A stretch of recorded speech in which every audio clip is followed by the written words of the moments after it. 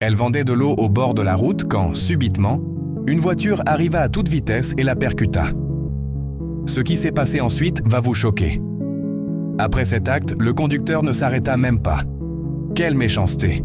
Il fit demi-tour et s'enfuit comme si de rien n'était. La petite fille, allongée au sol, regardait bien. Son esprit sortit soudainement de son corps, prit le plateau d'eau et se dirigea vers sa maison. Une fois arrivée, sa mère fut étonnée de voir le plateau vide. Elle s'écria « Miracle! Miracle !» Puis elle demanda « Tu as déjà tout vendu ?» Mais la fillette ne répondit pas. Sa mère continua « Pourquoi tu ne parles pas? Tu ne te sens pas bien ?» Toujours aucun mot. La mère poursuivit alors « Je sais que ce n'est pas facile.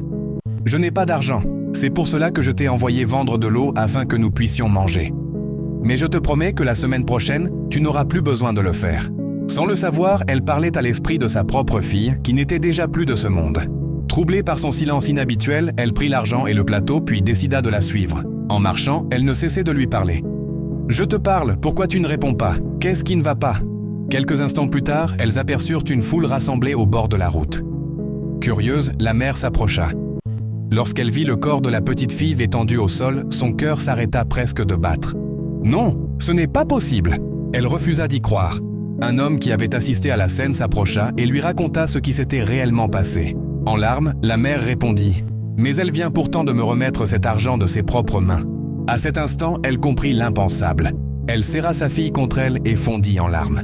Son mari arriva à son tour et, bouleversé par la douleur, cria « Pourquoi l'as-tu envoyé vendre de l'eau? Je t'avais pourtant dit de ne pas le faire. Regarde ce qui est arrivé maintenant. » La mère, inconsolable, essayait encore de réveiller sa fille. « Réveille-toi, mon enfant. Ouvre les yeux. » Mais il était déjà trop tard. En pleurant toutes les larmes de son corps, elle cria « Mon seul enfant !»